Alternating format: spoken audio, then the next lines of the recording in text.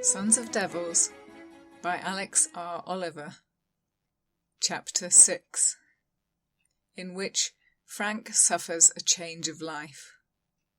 As Elia raised Frank to her needle-toothed mouth, Radu covered his eyes with his free hand and laughed again, the kind of laugh that was indistinguishable from pain. He slumped slowly until his father's hand was all that was holding him up. We would go to Bucharest. Frank was set down gently on his feet, Elia beaming at him and patting him in mock reassurance on the chest. Her long nails snagged like cat's claws on the fabric above his heart. "Oh, Frank, I'm so glad you came to us. You should be too. The capital will be such fun." "We should get packed, my dear." Constantine tucked her hand into the crook of his arm as they walked away, leaving Frank bleeding and alive, but racked with a familiar, terrible guilt. His father might well have had the right idea in thinking the world would be better off without Frank in it. He looked over at Radu, who took his hand away from his face swiftly, as if to deny he'd been trying to hide his new bruise. "Just moving house can't be so very bad, can it?" "Wait and see," said Radu coldly. "I hope you're worth it, but we shall have to see." That night Frank was left alone, his room no longer a battleground. He took what little comfort he could from that. It meant that at least until they'd arrived at the capital he was safe to sleep unmolested. Or to try, at least. Sleep was hard to come by, though he undressed and put on the nightgown he had begun to think of as his, lay down in his bed, and was physically as comfortable as a man could be with stinging cuts between his eyebrows and a puncture wound through the palm of his hand. The holes were small and had closed up already, looking more like insect bites than tooth marks, the skin around them inflamed with healing. He pulled the hand into his chest and curled around it, as though he could comfort it with a hug. It felt dirty, and he scarcely knew what he felt, with his past so newly, rawly restored to him, all to be worked through so that he could try again to learn to live with it. But the present had ceased to be any better. Pulling the furs tight around his ears, there was ice on the outside of the small window. He tried not to feel wretched at the look of defeat on Radu's face. This argument about Bucharest had clearly been going on a very long time. It must have meant something far more important than it appeared to Frank. And he had been the one to hand victory to Radu's parents. That was not what he had wanted at all. "I'm not going to feel guilty for not wanting to die," he muttered to himself, turning over, restless with anger and shame. But it felt like he should. The thought of taking down one of the pistols from the wall, loading it, and blowing his own brains out, kept recurring like the call to a moral duty. Everything he knew came down on the side of death. Nothing at all argued that he was worthy to survive. He should get up and do it now, in the quiet hush, while the strigoi were out hunting and could not stop him. But the night dragged on, endless, and he couldn't quite bring himself to do it. Eventually the dark warmth of his bed, the feeling of safety, unclenched something in his aching head. It grew heavier, as though pulled forward by a great weight. Then, in a burst that seemed to shatter his skull, he relived the one last missing piece from his memories, the one he had tried hardest to keep from himself, the true face of his sin. It's evening, and he's still in bed, sweat cooling on his limbs and his body limp, with one long, delicious ache that tastes of molasses and sunlight. Most of the time he can't believe that this is wrong at all. The world should be this shape, a small chamber with walls of a cheery green, 2 candles on their sticks like marigolds in a cricket field, and Gervais, looking down on him as though he is something precious. Gervais sees him frown, leans in to kiss the furrow between his brows, too fond a smile on his face for the man of politics, for the member of Parliament that he is. Not a particularly handsome man, with his nose too large and his face too bony for fashion. But he has tip-tilted dark blue eyes, and all the lines on his face are from laughing. They met when Frank's father introduced Frank to the residents of his own coffee-house. A paternal "keep away from that one" had added weight to Frank's curiosity, and when Gervais came up to Cambridge for the hustings, it had been an easy matter to insinuate himself into the older man's flock of sycophants. And then this. Love, if you will. Love such as Patroclus felt for Achilles. If the Greeks had not thought it shameful of Hephaestion to love Alexander, why should he think it shameful to love Gervais? "I wish I could keep you with me," says Gervais now. He moves to find his small clothes, put them on, but at the look of loss on Frank's face thinks better of it, and lies back down. "You know that, don't you? Perhaps when your studies are over, you might be my clerk, my protégé, and then we can walk more openly beside each other without fearing boots, the drumbeat of boots running up wooden stairs and the locked door shudders. There's a crack as the frame splinters. All Frank's blood turns to ice water. Horror in Gervais's face as he uses the last few seconds to stuff himself into his breeches, and Frank is too slow, cowardly, stupid to follow suit, just grabs the sheet and crawls backward along the bed until his shoulders meet the wall. What happened to the Molly House's proprietor, to the guards that were supposed to give them notice? The door flings itself outwards and smashes into the wall. Flakes of plaster explode where it hits. 4 men and a magistrate burst through. The men have cudgels of oak, and the first strikes Gervais in the temple, knocks him off his feet, sends him crashing into the iron lamp bracket. He falls still, and lies. There is blood on the wall. Then they look at Frank, naked under the sheet, and he's never felt so worthless. A talent he didn't know he had until then comes over him like the need to vomit. Without knowing how, he fills the room with blazing light, and as they curse and fumble, he grabs his own breeches and runs. Shuddering, Frank crawled out of bed and took the chamber pot from its cabinet, sat there in the bracing cold, hugging it, until the pressing need to vomit had passed. Oh, God! Grief and anger threatened to break his ribs, yet with it there was a certain amount of relief. His crime had not been murder at all. Inversion only. Thank God, not murder.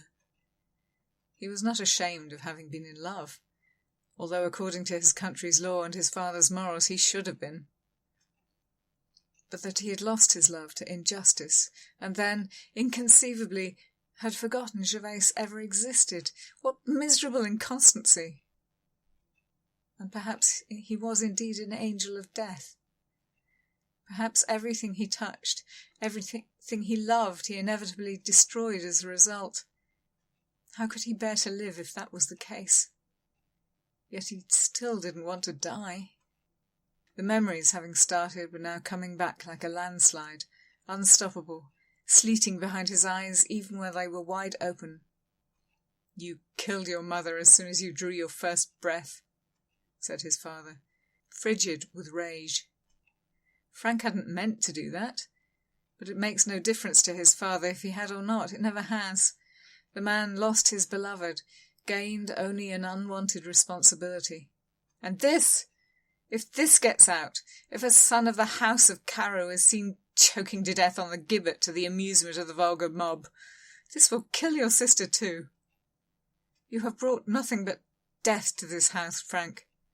Would that you had been 4 months early and stillborn. Arthur Carew is too principled a man to take a cudgel to his own son, but Frank well remembers the stripes from his riding crop laid hot across his shoulders as he is chased down the stairs into the street, his father disowning him with every blow. The walk to Cambridge is over 30 miles, and he fears arrest with every step. By the time he gets to Prothero's lodgings, he can't feel his hands or feet. His face is raw from crying in a dusty wind, and the shuddering makes him jerk like the legs of a galvanized frog, harsh, involuntary, mad. He confesses all to Prothero, too shattered to make it up a decent story. At some point in the recitation, the older student puts a glass of brandy into his hands, folds his nerveless fingers around it, and holds on until he's sure Frank will not let go. Prothero is shorter than Frank, most people are, with a poet's wild hair, and a tendency to wear a dozen of the gaudy amulets the theurgy students favour. He has a broken front tooth from brawling, and eyes the colour of russet apples. For one long moment, once the story is told, Frank is terrified of him. Then he says, "Actually, it's a sign of talent, old chap. Magical talent. I should keep an eye on you. Between you and I, half of the theurgy students are the same." Prothero sends across the corridor for Stebbins, spins him a tale of illegitimate pregnancy, a grasping milkmaid, and the sort of disgrace that makes a man fonder of his friends. "I always wanted to see the vril accumulator in Romania," he suggests cheerfully. "How about we go on a mini grand tour together? My treat. Let Frank's father cool down enough to welcome him home with forgiveness." News reaches them on the coast of Greece. He sits in a white boat by a white shore, on water so vividly blue and under a sky of such vivid azure that they surely belong in heaven. And there he reads the notice of Gervaise's death. Dead of the head wound. Never came to trial. Frank tries not to weep openly, tries not to resent the fact that he has to try, that he can't mourn as openly as any widow. It's a long time before he no longer hates the world for it. And then his friends die, protecting him. Frank smacked the chamber pot hard against the floor. It was heavy earthenware and took a satisfying beating before the cracks widened enough to shatter. The gritty grinding and thuds concealed the sounds of his sobbing a little. But when at last the dastardly pot gave up the ghost, smashed into pieces, he wailed aloud. It was too much. It was too much to bear. The door creaked quietly open, and a long lance of butter yellow light fell over the shards, and made the tears glitter in his eyelashes. He hoped it was Mirela. Her briskness always made him feel that things couldn't be that bad. But it was Radu, in his shirt-sleeves, the white material stitched all over with red embroidery, a little less livid in colour than his bruised face. Half-dressed and vulnerable, he held himself like a man who was utterly in charge of himself and the world. It wasn't the truth, but it was a magnificent lie. Knowing what he knew now, Frank's reactions to him made an awful lot more sense. That anxiously beating heart, that prickle of hot awareness whenever he was near. He didn't know how he had missed it for so long. Radu put the lantern he carried down on the writing desk. He stood looking at Frank's red, watery face for a long time, stern but uncertain, like he honestly didn't know what to do with fellow humans and their emotions. Why should he, when to his family humans were servants or food? "This weeping will not help," he offered at last. It would have seemed cold comfort if it hadn't been so obviously difficult for him to volunteer even that. "You seemed collected enough earlier. What?" "I remembered the last part." Frank found a handkerchief. Oddly enough, that chill gaze was refreshing, like packed snow on a heated wound. "I remembered my crime, why I was sent away. I think my father spoke the truth when he told me I bring nothing but death to those to whom I most owe love. You should stay here and let them have me. I am not worth sacrificing your principles." "It is not my principles I sacrifice." Frank huffed in exasperation, oddly comforted. Why must the man speak like his thoughts were little mice threading their way over a floor thick with traps? Declaration and nothing, his mouth snapping shut as if even that might have been enough to betray him. I'm trying to make it clear that my life is not worth saving for any reason. I am an invert, fleeing from just execution, even if I had not caused my friend's death. My life is owed to the noose already, so perhaps you could shoot me cleanly. I would prefer that to being fed upon. And then, once dead, I cannot be used to coerce you into doing anything against your will. Radu's face smoothed into a masculine version of Elia's patient certainty. The expression that had too often made Frank feel utterly foolish for disagreeing with her. He shuddered and hitched himself back onto the bed, drawing his knees to his chest, making a little tent of blankets around his huddled form. Radu came to sit next to him and reached out to curl his right hand around the back of Frank's neck.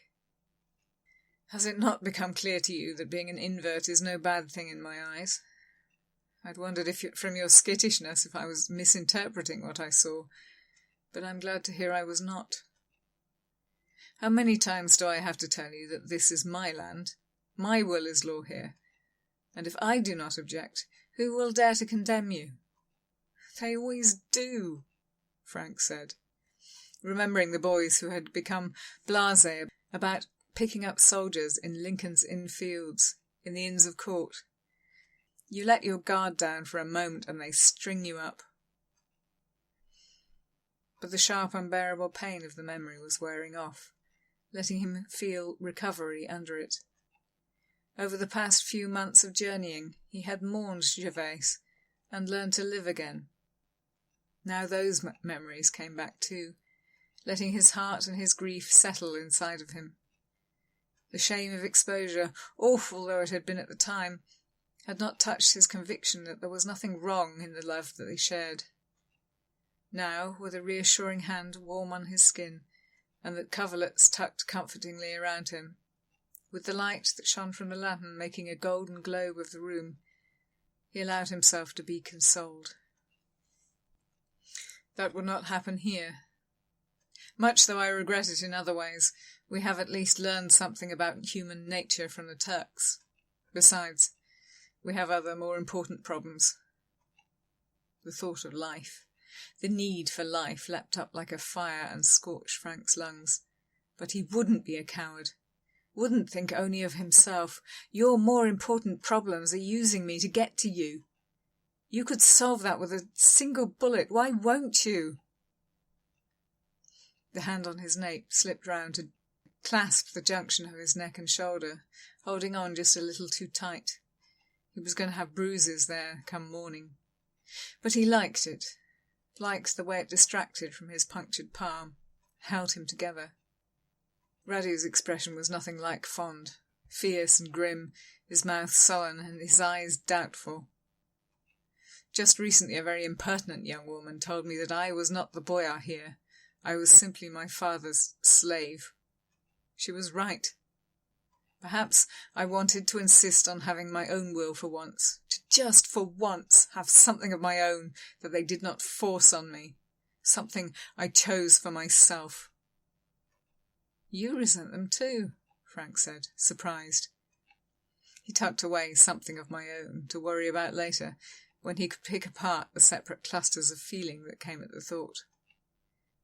Of course I do. I despise them. The hand seemed to become heavier to accompany these heavy thoughts, or perhaps it was Frank's weariness that weighed him down. He pushed himself back to lean against the wall. Radu came with him, shifting his arm behind Frank's neck and pulling him down to lean against his shoulder. It was an innocent enough thing, both of them dressed, Frank's cheek touching only embroidered linen. But he knew full well what the gesture meant, what he was saying by accepting it. He'd gone out looking for a champion, and it seemed he had found one. It was such a relief not to be facing the future alone. He could quite see how Radu could feel the same. That thought sparked an idea on the edge of dreams. Could you kill them? In the daytime, when they're not awake, could you do it? Mirela thinks so. A laugh, in keeping with the drowsy quiet of the room. Could I kill my parents, Frank? I don't know. Could you? He remembered being picked up, 5 years old, and thrown from his pony, with torn knees and elbows, and a bloody nose. Carew had picked him up, carried him home, let him bleed all over a 5-pound cravat. I don't know. I wouldn't want to try. Well then. At length, sitting up gave Frank a crick in the neck. He shuffled round and lay down, stretching out under the covers as the memories settled further, gained more distance. Radu lay down on top of the bed, twitched the edge of the fur comforter over himself. Flushed to Frank's back, but for the many layers of blankets between them. All very medieval, Frank thought. Grief and terror loosening under their animal comfort, like lying with an unsheathed sword between us. He still felt weak and watery with the shock of Elia's attack and the final revelation of who he was. He was as thin as the layer of ice on the window, and a falling leaf might have shattered him. At the moment, the undemanding company of a sleeping friend was welcome indeed. The next day was full of preparations. Riders went out to the nearest villages to gather supplies for the journey. Grooms attached 2 plough horses to an enormous flat-bottomed boat, which had been resting against the wall in a hay barn, and hauled it like a sledge down to the tributary that ran through Berkey village, whose icy depths Frank had cause to remember fondly. Frank had been given a portmanteau, and filled it with the clothes Elia had altered for him. He spent much of the day alone, while Radu was riding around his holdings, speaking to the headman he would leave in charge, reassuring them that yes, he was taking the Strigoi with him, and while he was gone they were as free to walk and work in the night as in the day. Frank spent the day in the library, and 6 of the least rare books were packed in his luggage when he hauled it on board. A second, much rougher raft was tied up alongside their boat, and one of the raft men gave him a conspiratorial wink when Frank handed over the bag. He stopped, disconcerted. "What do you mean by that impertinence?" The young man tilted up his head, and the shadow thinned beneath his bulky sheepskin hood, until Frank was looking at the roguish brown face of Niku the boatman, the one who had brought him up the Yolt, the one who had died, shot neatly through the throat, the day old Frank met with what was meant to be his death. Frank's heart froze solid. He clutched at his sash as if the crucifix he had once been given, had thrown at Constantine's face, had mysteriously reappeared too. Niku? The man's brass earring wiggled as he smiled, but it was not Niku's smile. "Oh, you know Niku Corella. Perhaps I should have picked a different face." "Knew him," Frank corrected, his mind whirling. "He was shot by the bandits, the same ones who beat and robbed me. You knew him?" "He was one of my people, yes." Niku's face went ashen, and the great droop of his moustache seemed to sag even further. Most odd to see him mourn himself. Frank's wits recovered eventually. Not soon enough to have done any good in terms of breaking the news more gently. Is it Mirela under there? You can look like anyone at all. That's astounding. Good, isn't it? She agreed, switching topics like one who is well used to getting over bad news fast. Sooner or later, if I stay here, that stupid guard will realise I'm not really his relative. And then there'll be thumbscrews and witch trials and burn the gypsy trash. In Bucharest, I'll be one among thousands.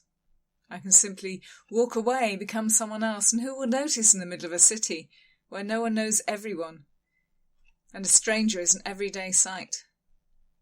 Frank couldn't help but be overcome by admiration of her resourcefulness, even if it was disturbingly like talking to a fleshy ghost. If you walk away, you will no longer be under the Strigor's protection. But that's the joy of it, she said. She had not quite replicated all of Niku's wrinkles, and she had made his long hair blacker. This looked like a younger, fiercer version, ready to demand respect from the world at the point of a knife. In the city there will be so many other people for them to go for. I won't need it. Besides... She waved her work-roughened hands at her compact, masculine body. Like this, I can get on a ship. I can go anywhere, leave the country, leave everything, never be a slave again. It doesn't scare you, Frank asked, because it scared him. To draw a line under your old life and start again with nothing. Why would it? She asked, still grinning. Though this was the grin of a skull, as one who has passed through death too many times already. They took me, and they drove my family out of the country. I don't know where my people are now, so what else have I got to lose? Frank watched as footmen moved some of the luggage in the better boat, strapped it against the gunwales, to make room enough in the centre for 2 long, narrow boxes. He clenched his fists and felt, just under the skin, the liquid swell of whatever it was the vril accumulator had left in him. Mirela was an inspiration to him. Having lost everything, having died in the bandit attack and the subsequent loss of memory, what indeed did he have to lose? Why not stop looking backwards now?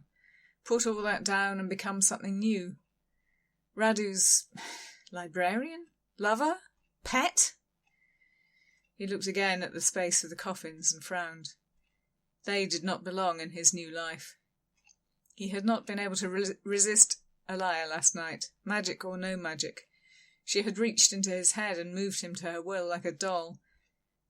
But perhaps tomorrow, when they were on the river at noon, and the 2 of them lay sleeping in thin wooden boxes, he would tear off the lids and see how well they took to sunshine. What kills them? He asked, realizing he didn't know. Not much. Mirela leaned on a punt pole, gave Frank a look that he had seen on Niku's face 100 times before, a sort of sideways laughter, as though she found him hilarious, but had decided it was not politic to say so. Some elders say that a wooden stake through the heart will do it, but that you'd need to cut their heads off first, so that they slowed down enough to allow it. Some say that you can pin them down with spindles, and then you should stuff their mouths with garlic and burn them to ashes. Then you should bury the ashes at a crossroads, so that even if they do walk again, they won't know which way to take. That sounds elaborate. Frank was dismayed. But if it works, I suppose. As to that, she said, I don't know. No one who wanted to kill them ever managed to get within a foot of the graves, so I don't know if it's ever been tried. Radu did not return until twilight, and then insisted on eating and resting a while before they set out. So it was dark when the coffins were brought up from beneath the floor in the Vacarescu's private chapel. Their occupants walked beside them, bright-eyed. Having eaten and changed into warmer travelling clothes, Frank stood by the river bank, waiting for the boatman to load the caskets into the space for them. He looked around with something like regret. So much had changed here. He owed the place a little gratitude. The castle looked ridiculously pretty from this vantage point, high above them and silvered by an early moon. The forest, by contrast, was acres of sighing movement, so dark a green it seemed black. Constantine stood as an icy white pillar on the bank, and Frank thought it was an after-image embedded in his eye at first, when he saw something equally white among the trees on the other shore. Then there was a blaze of smoky orange light and a roar, and something kicked him in the ear. Just behind him a sod of earth seemed to explode of its own accord, spraying his legs with mud. He knelt down and felt the ground, and his fingers discovered the smooth, warm roundness of a freshly fired shot. The wind of it, passing within an inch of his face, must have been what he could still feel phantom hot against his skin. "Someone just shot at me!" he exclaimed. And despite the bandits, despite several suspicious incidents before that, he retained enough naivety to be indignant. Elia, dressed for travel, and wearing only a simple flat hat over her veiled hair, smiled down at him. He knew it wasn't a fond smile, but it looked it, and he felt very in need of her affection, so he allowed it behind his defences a little. "Well, we can't have that," she said, and moved to stand in front of him. The colour faded out of her, leaving her as silver against the night as her husband. The next shot passed halfway through her, and did not even billow the mist that she had become. The bullet seemed to lodge in the centre of her chest. Reaching into the cavity of her lungs, she plucked it out, let it fall at Frank's feet. Turning her head bonelessly like an owl, she grinned at Frank with those serpent-like fangs, and then any resemblance of a human being was gone from her, leaving only a ribbon of fog that curled across the swift-flowing brook and streamed away under the boughs. There was the sound of water, and the cold sough of the mountain wind through the pines. Another shot, deeper in the woods this time, and then a sound he thought at first was a cat in heat. He only realised it was a human scream when his body, wiser than himself, shivered all over with fear. It came again, more desperate and even more animal the second time, closer too. Constantine stepped with heavy dignity into the first boat, sat on the coffins, and beckoned for the boatman to tuck a travel blanket around his knees. Watching the man's attempts to achieve this without coming close enough to be grabbed might have been darkly funny without the distant sounds of agony and terror. As it was, Frank bit his lip and kept his eyes on the farther shore, from which at length a pale blur began to coalesce. Heedless of cold and wet, Elia strode into the river at its shallowest point, dragging something behind her by its wrist. Before she was halfway across, the blood on her mouth was visible as a black stain. It tried to trickle down one corner of her lips, but she licked it away. With a dismissive toss, as though the body weighed no more than a freshly picked bundle of wildflowers, she threw the corpse down at Frank's feet. "I didn't quite believe you," she said, wiping her mouth on her hand and licking the hand clean. "When you said that death followed you. Do you remember me saying that all curses are nothing to the might of the Vacarescu family? Here is your assassin. He's not so frightening now, is he?" He lay face down on the shingle bank, water still draining from him in a black glittering sheet from where he had been hauled across the stream. Dressed in a white jacket of sheepskin and white peasant leggings, he seemed just a local shepherd. Why would the man try to shoot Frank? Frank hunkered down beside him and pulled at his shoulder to turn him over. The touch of wet wool gave a sense of ebbing warmth, unclean as maggots. He was heavy, or perhaps Frank was unconsciously reluctant to look. If so, his unconsciousness was wiser than he, for when he managed to roll the body over to bring the face into the moon and lantern light, he recognised it well enough. It was Lewis, with a bandaged gunshot wound through his side. Lewis, Arthur Caro's valet, where valet meant bodyguard.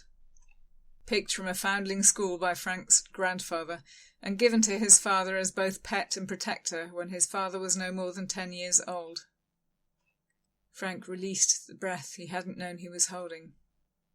So Lewis had been behind the bandit attack.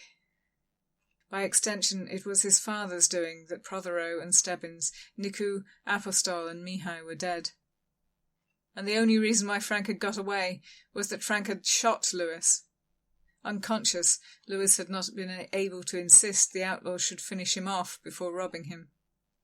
Frank squeezed his eyes together until sparks swirled behind his eyelids. He had thought he was prepared for this, thought he had accepted it. He must have been refusing to actually believe it all along. It was as if he'd gone into the vril accumulator and come out into another world he didn't recognise. This was worse than he deserved, damn it. He knew he'd been a pretty poor son, but Arthur Carew was far worse a father. "Frank?" Elia's voice, sweetly concerned and reassuring. She took him by the chin and tipped up his gaze to meet hers. The fangs were gone. She looked flushed and innocent and bright-eyed. Don't let it concern you, whatever it is. Look, this will make you laugh. Seizing the body under the armpits, she leapt with one bound to the top of the boat's slanting yard. She then positioned the corpse carefully over the top of the mast, one leg on either side, and pulled. Frank never wanted to hear again the sound of flesh and gristle parting, or smell the stench as entrails slid down the mast like noisome sausages. But it did make him laugh. It made him turn away with both hands over his mouth and laugh hysterically until he made himself sick, because crying didn't seem intense enough to cover it any more. Footsteps broke his fugue, and the sound of Radu Vacarescu sighing with exasperation. "Mother, that's unsavoury. You too, take it off and burn it, and you—" "Oh!" The note of surprise worked wonders for Frank's composure. Probably the only thing that could have, since both censure and pity would have made things worse. He opened his eyes and looked back at the gruesome scene on the boat. The boatmen were untying the stays, unshipping the mast.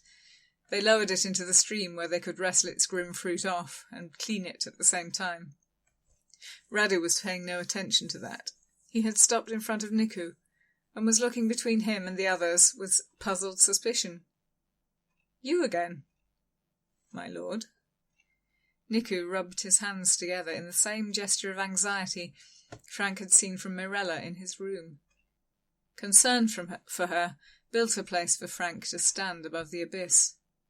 It was as fragile as a champagne flute under his feet, but it held for this moment in which he needed it. "You—" Again, Radu looked between Nicu and everyone else, and Frank wasn't sure if he was uncertain about what he was seeing, or if he was uncertain about what everyone else was seeing.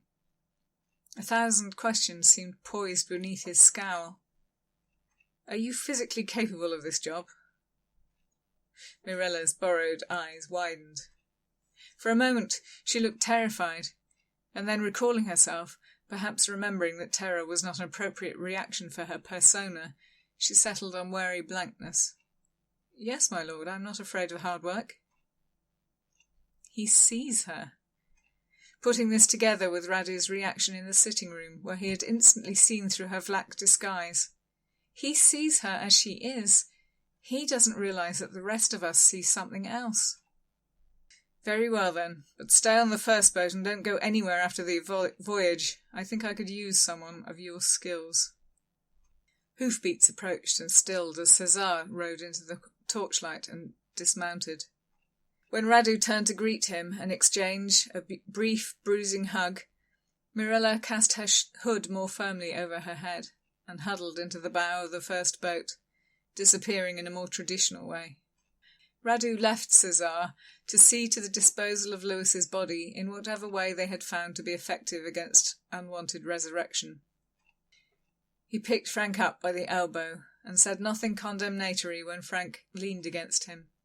He said nothing comforting either, but sat down next to Frank in the boat and folded a sable fur over them both. Where they sat touching from knee to shoulder, there was a faint, reassuring warmth. Radu could have demanded an explanation, Frank thought. He could have revealed the girl for what she really was.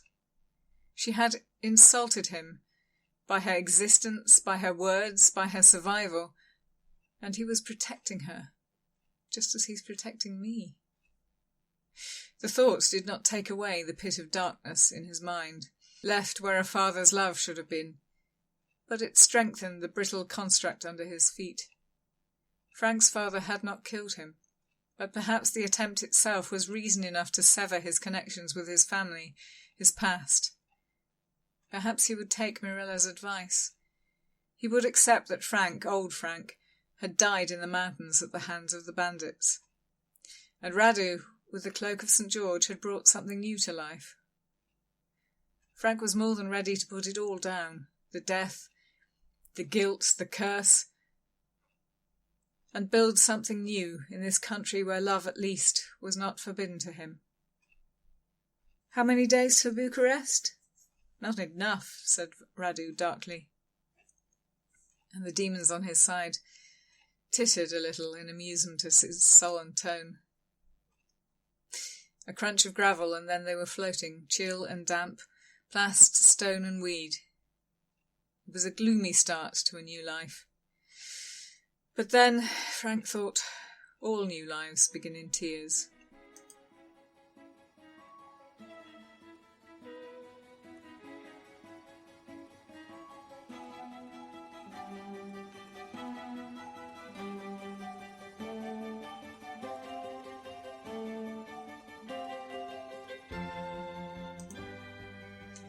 Interlude, in which a declaration of war is made in a most decided fashion. HMS Tiger, at sea, off the coast of Greece. Second Lieutenant George Newman took off his hat and smacked it on the palm of his hand to dislodge the heavy purling of dew.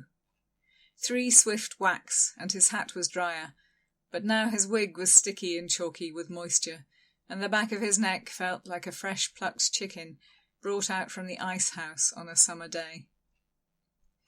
Down in the waist of the ship, the reassuring, whirring grind of holystoning was interrupted by a choked-off cry and splosh. Someone shouted out, "Oh, you clumsy bugger, that won't my bucket!"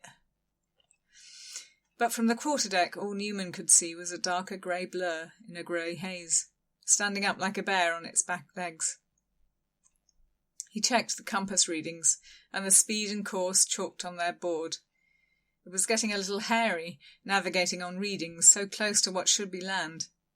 He fancied he could feel it underfoot, the ship's timbers dimly sensing a shallower draught, shivering in a different rhythm where the long rollers of the open ocean crashed back broken from ashore.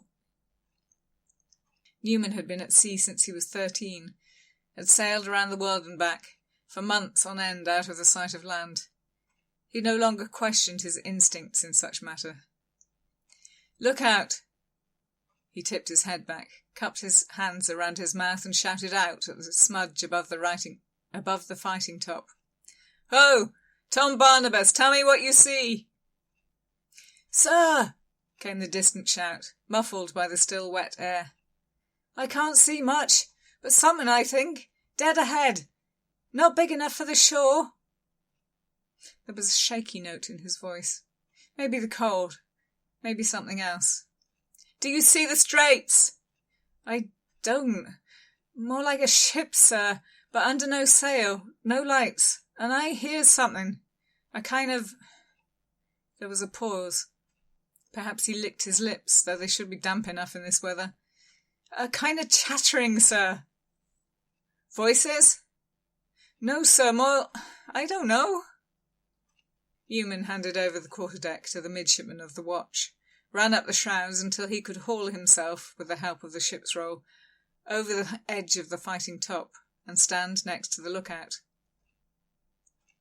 Tom took his arm and turned him, pointed, but kept a hand over his own nose and mouth, as if to still the sound of his breathing. The fog was thinner up here, and looking down was like looking at the back of an enormous dirty sheep. Newman pressed his telescope to his eye and focused where Tom pointed. There was something, but as Tom said, if it was a ship, it was a strange one. No sail was bent there, but a large dark mass bobbed on the surface of the water. As he frowned at it, the noise Tom had mentioned worked insinuatingly into his ear. Not human voices. Harsh cries atop a kind of chattering, chittering scurry. I don't like it, tell the truth. Tom might have been greyed out by the mist, might have simply been pale with fear. Puts me in the mind of the Dutchman, and we don't want to see that no clearer. Newman felt the trickle of apprehension like cold dew down his back. But he was an officer. He didn't have the option of paying credence to superstition.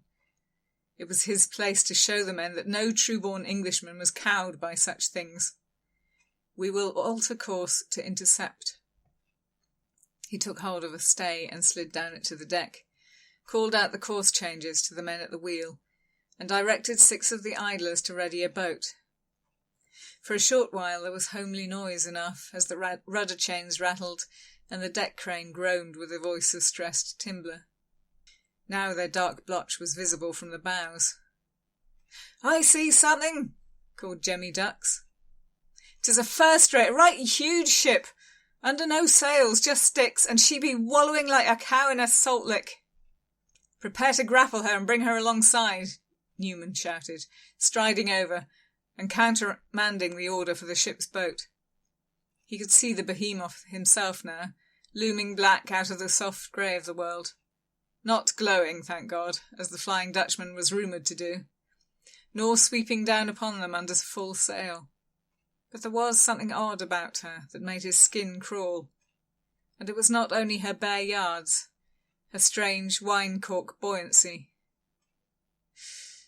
"All right, Davy Thomas, go knock on the captain's door. Beg pardon, but there's something he ought to see." By the time the captain was on deck, a shrouded figure in a sea-cloak, tall and raw-boned and not as reassuring in that atmosphere of gloom as Newman might have liked. They had coupled the hulk of the first-rate to themselves. They were more than close enough to see the endless fidgeting whirl of flying things above the masts, to hear a cheeping and scratching on deck. The yards looked deformed in some way that the mist veiled, and they could not see the deck, for the first-rate stood higher than their third-rate by more than a man's height. The wind changed.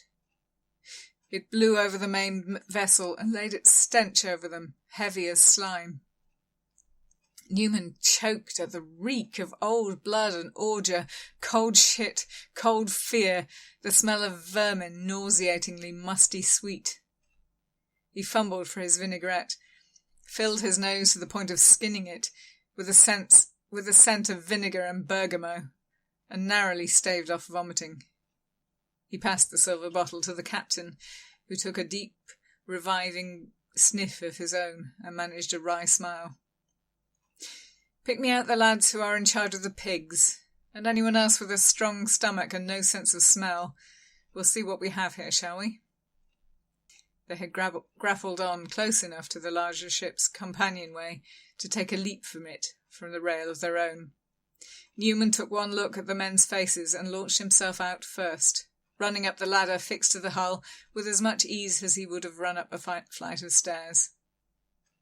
At this example, the rest of his boarding party followed, reluctant but given no opportunity to refuse. It seemed at first dark and deserted on the majestic sweep of deck, quiet enough for the men to spread out in a loose semicircle as they waited for the captain to come up last. The chattering above them was accompanied by a never-ending swirl of white things, thick as the cloud of gnats that rose over country trees on a summer evening. But that idyllic picture did not fit this place at all, Newman thought, feeling the deck pull stickily on his shoes. The planks at least were close enough for him to take a good look at them, stained all over with something that glistened like gelatin and stank of the slaughterhouse. "Larkin and Ali to the captain's cabin. You four check the boats. Solomon Bailey, I want you to find the sails. The rest of you, check the lower decks and report back what you find. Go easy, wear ambushes." Captain Montgomery had the hang of imperturbability far better than Newman. You would never have known from his level tone that he had just reached out and grabbed onto Newman's bicep with a grip that was making Newman's arm go numb. His hooded face was tilted up at those bare yards, and he had gone whiter than the Grim Reaper. Mother of God! What manner of man would have? Newman looked up briefly, dismissed the bundles up there as just one more inexplicable strangeness that waited for clearer weather to reveal it. "What is it, sir?" "You can't see?" "I didn't see it either at first. Pray, excuse me, Lieutenant." The captain made a dash for the rail to vomit over the side. Newman peered up into the fog until his eyes hurt. A dozen bundles per yard, sitting up there with no apparent means of support. They might have been the shape of men had they legs to dangle. He focused on the nearest, a misshapen barrel of a thing, with a smaller round knob on the top like a head. One of the white, flitty things settled where it should have had a shoulder if it was a man. As Newman took hold of the sticky shrouds, began to step up the lines toward the thing. The white creature raised its head to watch him. It was a seagull. A moment's relief. Not something uncanny at all, but only one of the many birds that sometimes perched on a ship's masts, taking rest when far out to sea. Then it chose to ignore him, buried its beak again in the raw mass of meat on which it was feeding. And he was glad he'd been climbing ropes for so long that when his mind greyed out in the beginnings of a swoon, his hands clutched on tight by themselves, making sure he didn't fall. The thing that would have been a shoulder was a shoulder from which the arm had been torn. And with that realization, everything else shifted into diabolical focus. No legs dangled, because the legs too had been wrenched off. Along the yards at regular intervals wide holes had been drilled and plugged with tapering poles, one end of which was almost flush to the mast. The other end was driven through the stump of body from the anus to the mouth. Gulls had been at the faces. This thing close to him was not recognisable as any particular human, but he still wore a frock coat of purple brocade, and the heavy golden chain of a pocket watch strained taut over his wide belly, still held together, thank God, by a waistcoat embroidered all over, perhaps by the loving hand of some female relative, with Tudor roses. "Mr. Newman!" The captain's shout snapped him out of his weakness. "We must get them down and covered before the fog thins. The fewer men who see this, the happier we will all be." "Aye, sir." The stays of this ship would be painted with human blood and grease. Newman did not fancy the burns from them he might sustain from sliding down. He ran backwards down the shrouds instead, feeling cold and hollow to the marrow. The taste of copper prickled his clamped tight mouth. Below, the men burst from the main companionway as if they'd been thrown, an assortment of the Minerva's toughest characters, browned and wizened by a life at sea until they were gnarled and unbreakable as driftwood. Their wide white trousers were red to the knee, their bare feet entirely crimson. Mutely, they shoved the oldest man forward, old Idrith Taffy Diffis, a venerable 50-year-old, who had claimed for the last 30 years that he'd seen everything there was to be seen under the sun. "Taffy?" "All the crew are there, sir, laid out on the gun deck, shoulder to shoulder, with their hands folded on their chests. Their eyes closed, we think. Hard to tell. The ship's rats were thick as a fur coat over the top of them. Shot, we reckon, except for the officers, and they was strangled with something thin, something that cut in." His voice wavered. He took hold of his bushy sideburns and tugged. "Nothing at all on the lower decks except where the blood had rained, like through the cracks. Blood everywhere, and someone's pet cat licking it off the decks." An answering growl of betrayal from the other man, and Newman wondered fleetingly what had happened to the disloyal cat.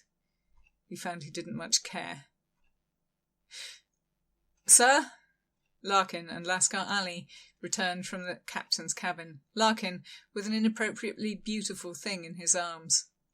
A flat document case of dark green leather, tooled with tulips in gold leaf. The captain opened it and drew out a square of parchment the size of a city charter, surmounted on top by a gorgeous extravaganza of loops that might have been writing. Hasty and humble beneath the document, someone had deigned to provide a translation on a small leaf of paper, and this the captain read through closely, his back stiffening, his shoulders straightening as he read. "It's a declaration of war," he said, with something savage and glad beneath the solemnity.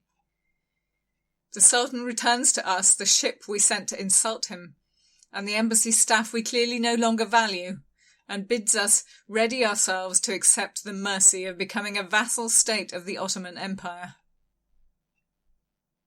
He made the mistake of looking up into the rigging again, where the hardier of the men, under Newman's instruction, were beginning to bring down the dishonoured corpses of Britain's ambassadors. "They must be damn sure of themselves if they think they can get away with this." But they won't, sir, will they? Newman lit up at the thought of war. It was what he was for, after all. Who knows? The captain exhibited his iron-hard nerves by laughing a little. The sound was odd in that place of vermin. But the men seemed cheered by it. But the lordships of the Admiralty will not stand for this, nor will Parliament, nor will the people. Whether it's wise or not, they will have their war.